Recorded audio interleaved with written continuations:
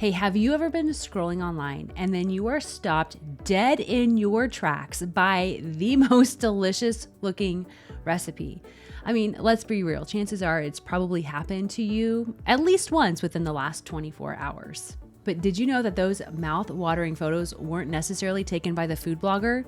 In fact, they may not have even been taken in an actual kitchen, because a lot of food bloggers actually hire food photographers to take photos of their recipes, and that is why you are here.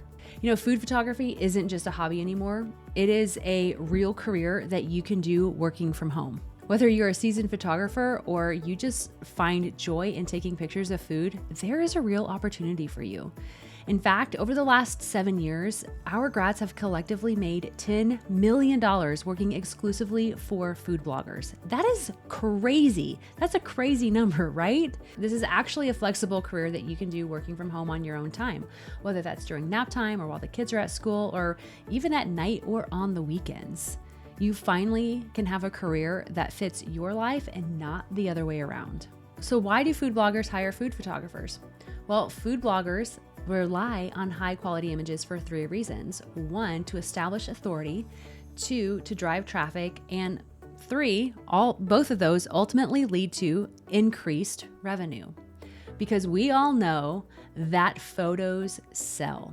Those mouth-watering photos is what gets people to click. We eat with our eyes first. You know, a blogger could have the best banana bread recipe in the entire world, but if the photos are subpar or lacking, nobody's clicking, nobody's sharing, nobody is making it, which means they're not making any money. And with over 2 billion food blog posts, yeah, you heard me right, 2 billion food blog posts published every year, there is quite the demand for high quality photography.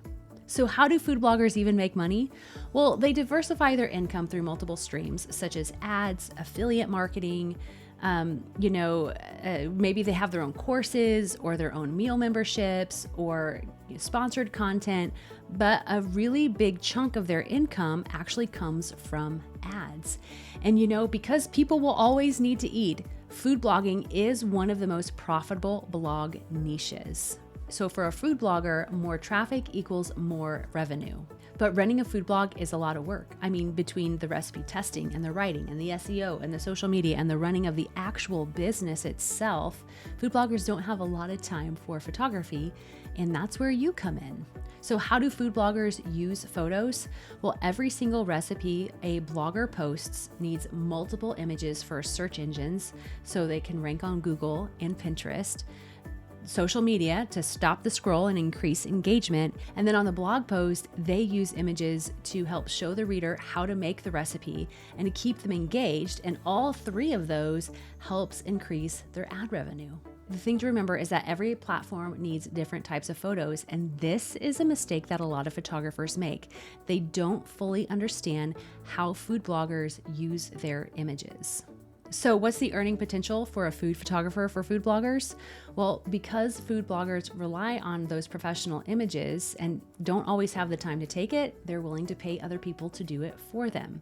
And the best part is you don't need to have a lot of experience to start. In fact, many of our students have had little to no experience in photography and have been able to turn their love for photography into a profitable career.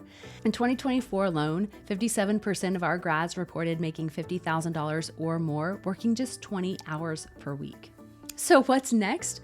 Well, now that you understand the demand and the earning potential for food photographers, let's talk about what you need to get started.